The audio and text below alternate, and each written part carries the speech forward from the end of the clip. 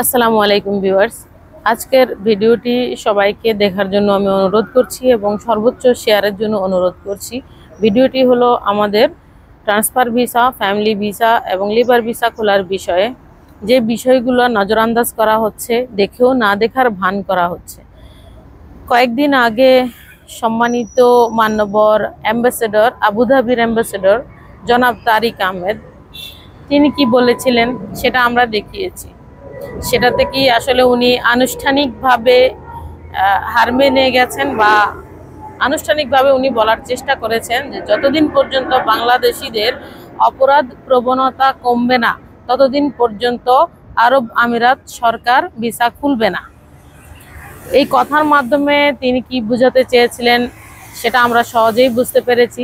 কিন্তু তিনি কি জানেন বর্তমানে যে সার্টিফিকেট জালিয়াতি যে বিষয়টাকে বড় করে দেখা হচ্ছে, সেই বিষয়টা কি আসলে আদৌ সমাধান হয়েছে ভিসা বন্ধ করার পর? লেবার ভিসার জন্য কিসের সার্টিফিকেট লাগে? আমার প্রথম প্রশ্ন হলো এটা। আমাদের দুজন অ্যাম্বাসেডর রয়েছেন দুবাই এবং আবুধাবিতে।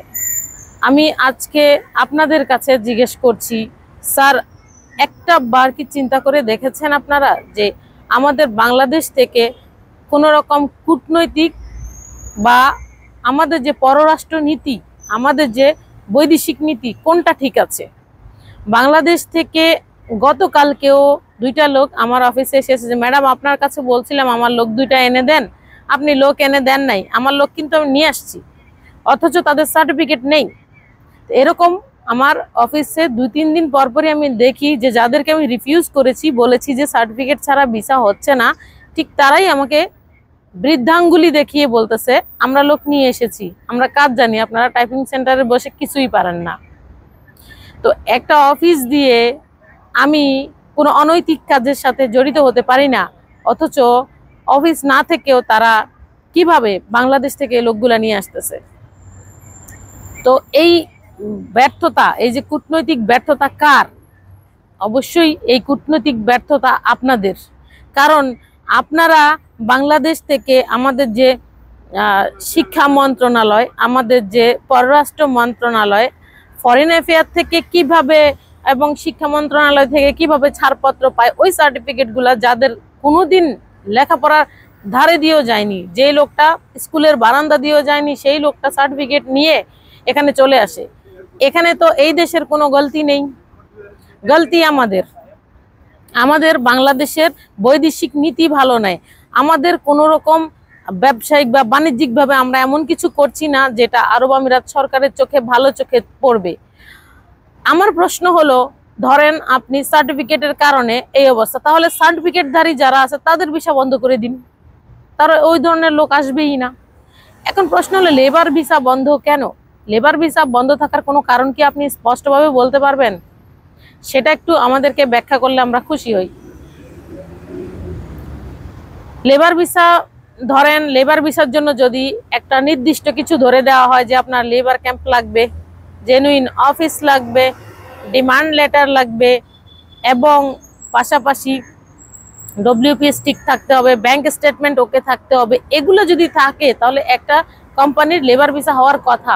সেটা আপনাদের কূটনীতি কিংবা পররাষ্ট্র নীতি কোনোটাই ভালো নয়, বৈদেশিক নীতি কোনোটাই ভালো নয় বিধায় আপনারা এটা নিয়ে বসতে পারতেছেন না।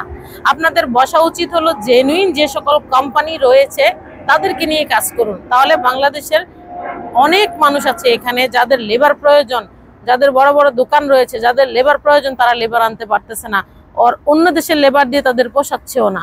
এই সমস্যাটা সমাধান হয়ে যাবে। আপনারা প্লিজ এই বিষয়টা নিয়ে বসেন। আরেকটা বিষয় আমি একটু আলাপ করি, সেটা হচ্ছে ফ্যামিলি ভিসা। এটা কোন ক্যাটাগরিতে আসে? এটা কেন বন্ধ?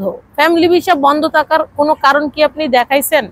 আপনারা কোনো বাংলাদেশ এম্বাসির কোনো আবুধাবি বলেন, দুবাই বলেন, কেউ কি আমাদেরকে দেখাইছেন ফ্যামিলি ভিসা কেন বন্ধ? ফ্যামিলি ভিসা নিয়ে কি আপনারা বসেছেন? এখানে অনেক ফ্যামিলি আছে যাদের হচ্ছে ডেলিভারির জন্য বাংলাদেশে গেছে, বাচ্চা হয়েছে, সেই বাচ্চাটা নিয়ে তারা আর ফেরত আসতে পারতেছে না, অথচ তার জেনুইন বাসা আছে, ব্যাংক স্টেটমেন্ট আছে, এভরিথিং আছে। এভরিথিং জেনুইন থাকার পরেও ফ্যামিলি ভিসাটা খুলছে না কেন? এটা নিয়ে কোনো বিবৃতি, কোনো বক্তব্য আপনারা দেননি, না দুবাই এম্বাসি না আবুধাবি এম্বাসি। এটা নিয়ে কোনো প্রচেষ্টাও আপনারা করেননি। সেটা আপনারা জানেন আপনারা কেন করেননি। ফ্যামিলি ভিসাটা কিন্তু কোনো রকম লেবার ক্যাটাগরিতে পড়ে না। তো অতএব যদি আপনাদের প্রবলেম হয় তাহলে সার্টিফিকেটওয়ালা ভিসাগুলো আপাতত বন্ধ করে দেওয়া উচিত। যেহেতু সার্টিফিকেট না থাকার পরেও লোক এখানে ঢুকতেছে, তাহলে বাংলাদেশের বদনামি জীবনেও বন্ধ হবে না, আর যেটাকে অপরাধ প্রবণতা বলা হচ্ছে সেটাও বন্ধ হবে না। তাহলে বাংলাদেশ থেকে আর কোনো লোক আর কখনো এখানে আসতে পারবে না। আরব আমিরাত দীর্ঘস্থায়ীভাবে আমাদেরকে বয়কট করবে। এখনো সময় আছে।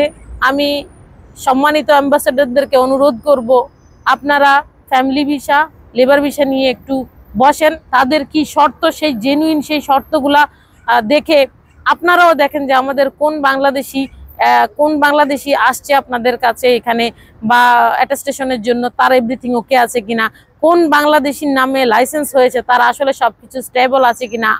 বাংলাদেশ এম্বাসি থেকেও তো একটা তৎপরতা প্রয়োজন।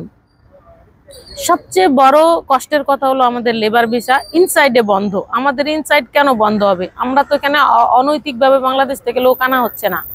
এখানে ইনসাইডে ট্রান্সফার বন্ধ থাকার কারণে হাজার হাজার লোকের ফাইন আসতেছে, এত ফাইন আসতেছে। এই ফাইন প্রতিদিন 50 দিরহাম আর আইডির 20 দিরহাম করে হিসাব করেন আপনার কত টাকা ফাইন আসতেছে। এই লেবার ভিসা, ইনসাইডের লেবার ভিসা নিয়ে কথা বলেন না কেন? দায়সারা একটা বক্তব্য সেদিন দিয়ে দিলেন জনাব তারিক আহমেদ। আপনি দায়সারা একটা বক্তব্য আপনি দিয়ে দিয়েছেন যে যতক্ষণ অপরাধ প্রবণতা কমবে না ততক্ষণ ভিসা খুলবে না। আসলে অপরাধ প্রবণতা তো কোনোদিন কমবে না। বাংলাদেশি যেই টাইপের মানুষ, এরা সুযোগ পেলেই অপরাধ প্রবণতার দিকে ঝুঁকে পড়বে। তো সেই সুযোগটা আমরা না দিই, সেই সুযোগটা আপনারা দিয়েন না। কিন্তু এই যে ইনসাইডে ভিসা খোলার ব্যাপারে আপনারা বসছেন না, এতে করে আমাদের বাংলাদেশের ভবিষ্যৎ কি? এই লোকগুলা এখানে ওভারস্টে হবে। এই লোকগুলা ওভারস্টে হওয়ার কারণে বাংলাদেশিরা আরো ব্ল্যাকলিস্টেড তালিকায় চলে যাবে। বিষয়গুলো বিবেচনা করার জন্য অনুরোধ করছি। প্রয়োজনে আরো কি পদক্ষেপ নেওয়া যায় প্লিজ আমাদেরকে প্রয়োজন হলে আমরা স্বেচ্ছাসেবক হিসাবে সেবা দেব ইনশাল্লাহ। কোনো টাকার প্রয়োজন নেই, কিছু নেই, আমরা সেবা দেব ইনশাল্লাহ। কি প্রয়োজন শুধু বলেন, আমরা মাঠ পর্যায়ে গিয়ে কাজ করবো ইনশাল্লাহ। কার অফিস আছে, কার নাই, কি কারণে 2 নম্বর লাইসেন্স গুলা হচ্ছে, এগুলা সব তদারকি করা এখন বাংলাদেশ এম্বাসির কাজ। তাতে করে আমাদের দেশের একটা সুনাম হবে এবং ফেক লাইসেন্স সব বন্ধ হয়ে যাবে। তো সবাই ভিডিওটি সর্বোচ্চ শেয়ার করবেন। ধন্যবাদ।